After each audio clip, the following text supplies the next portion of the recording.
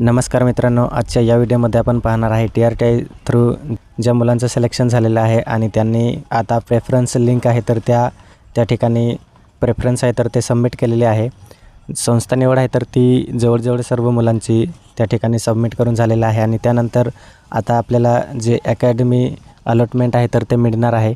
तर त्यासाठी आपले जे अकाउंट आहे, डॉक्युमेंट वगैरे आहे तर ते चेकिंग सुरू झालेली आहे। आपण सुद्धा या ठिकाणी प्रेफरन्स दिला असेल तर आपल्यासाठी एक नवीन अपडेट घेऊन आलेलो आहे। आपण ॲप्लिकेशन आहे तर तो त्या ठिकाणी रिजेक्ट होऊ शकतो, तर त्याची संपूर्ण माहिती आपण या ठिकाणी पाहणार आहे। आणि जरी तुम्ही जो इन्कम सर्टिफिकेट आहे तर तो जुना इन्कम सर्टिफिकेट अपलोड केला असेल तर तुमचंसुद्धा ॲप्लिकेशन आहे तर ते त्या ठिकाणी रिजेक्ट होणार आहे, जरी तुम्ही प्रेफरन्स वगैरे आहे तर ते सबमिट केला असेल तरी। तर या ठिकाणी आपल्याला काय करायचं आहे आणि कुठे आपली जी माहिती आहे तर ती चेक करायची आहे, तर त्याची संपूर्ण माहिती आपण या ठिकाणी पाहणार आहे। तर व्हिडिओ नक्की शेवटपर्यंत बघा आणि चॅनलवर नवीन असाल तर चॅनलला सबस्क्राईब करा।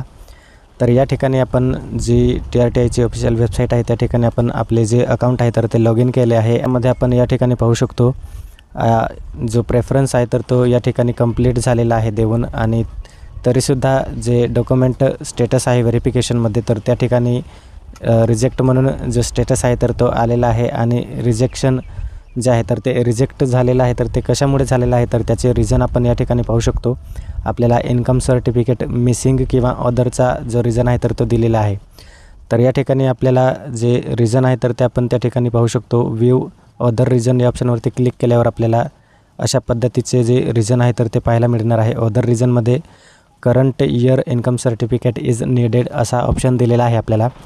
तर आपण जर जो जुनावाला इन्कम सर्टिफिकेट असेल तर तो अपलोड केला असेल तर आपल्यालासुद्धा करंट इयरचा जो इन्कम सर्टिफिकेट आहे तर तो काढायला लागणार आहे। ज्यांना ॲप्लिकेशन रिजेक्टचा जो ऑप्शन आलेला आहे तर त्यांनी सर्वांनी आपला जो नवीन इन्कम सर्टिफिकेट असेल करंट इयरचा तर तो त्या ठिकाणी आपल्याला काढून घ्यायचा आहे आणि त्या ठिकाणी आपल्याला अपलोड करायचा आहे। तर या ठिकाणी आपण पाहू शकतो ऑलरेडी आपण जो फॉर्म आहे तर तो आपण प्रेफरन्स देऊन झालेला आहे। 23 तारखेला आपण प्रेफरन्स आहे तर तो दिलेला होता आणि तरीसुद्धा जो ॲप्लिकेशन आहे तर तो रिजेक्ट झालेला आहे। ॲप्लिकेशन आपल्याला या ठिकाणी करेक्शन करण्यासाठी आपल्याला या ठिकाणी सिम्पली 3 लाईन दिलेली आहे, तर या लाईनवरती आपल्याला क्लिक करायचं आहे। जसे क्लिक करू आपण या ठिकाणी आपल्याला एक सेकंड ऑप्शन मिळणार आहे, आपल्याला फिल ॲप्लिकेशन फॉर्म। आपण ऑनलाईन ॲप्लिकेशन करताना जे डॉक्युमेंट आपण अपलोड केले होते तर त्यामध्ये आपल्याला या ठिकाणी अपलोड डॉक्युमेंटचा ऑप्शन दिसणार आहे। आपण नवीन इन्कम सर्टिफिकेट आहे तर तो इश्यू केल्यानंतर डॉक्युमेंटवरती क्लिक करू। आपल्याला या ठिकाणी आपण जो ऑनलाईन ॲप्लिकेशन करताना डॉक्युमेंट अपलोड केले होते तर त्याची संपूर्ण डिटेल या ठिकाणी पाहता येणार आहे। आणि जो ॲप्लिकेशन जे डॉक्युमेंट स्टेटसमध्ये रिजेक्ट झालेला आहे तर त्याचा ऑप्शन आपल्याला या ठिकाणी पाहायला मिळणार आहे।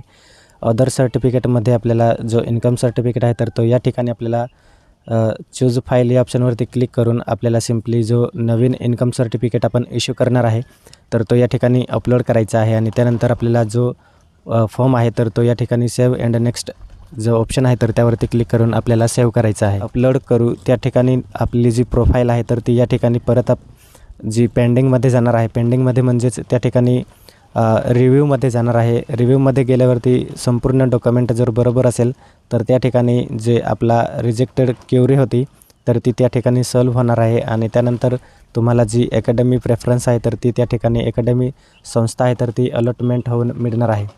अशा पद्धतीची अपडेट आहे। जर तुमचेही ॲप्लिकेशन आहे तर ते रिजेक्ट झाले असेल तर तुम्हाला सिम्पली या ठिकाणी व्ह्यू रिझन या ऑप्शनवरती क्लिक करायचं आहे आणि कोणती क्युरी आलेली आहे तर त्याप्रमाणे तुम्हाला त्या ठिकाणी सॉल्व्ह करायचं आहे। डॉक्युमेंट व्हेरिफिकेशन स्टेटसमध्ये आपल्याला रिएक्टिफाय या ऑप्शनवरती क्लिक करायचं आहे। जसे तुम्ही इन्कम सर्टिफिकेट अपलोड करणार त्यानंतर या ठिकाणी जे ॲप्लिकेशन आहे किंवा डॉक्युमेंट आहे तर ते आपण अपलोड केलेलं आहे तर ते या ठिकाणी आपल्याला कमेंट करायचं आहे आणि कमेंट करून या ठिकाणी सबमिट करायचं आहे। एकदा सबमिट केल्यावरती आपण जो फॉर्म आहे तर तो त्या ठिकाणी एडिट करू शकणार नाही आहे।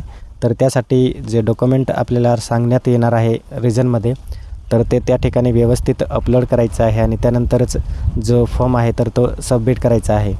तर अशा पद्धतीची अपडेट होती। तुमचंही अकाउंट त्या ठिकाणी तुमचंही ॲप्लिकेशन रिजेक्ट होऊ शकते, तर आपले जे अकाउंट आहे तर ते वेळोवेळी लॉग इन करून त्या ठिकाणी स्टेटस वगैरे आहे तर ते आपण चेक करत राहायचं आहे। जर आपल्याला व्हिडिओ समजला असेल, माहिती आवडली असेल तर नक्कीच आपल्या मित्रांना शेअर करा। थँक्यू।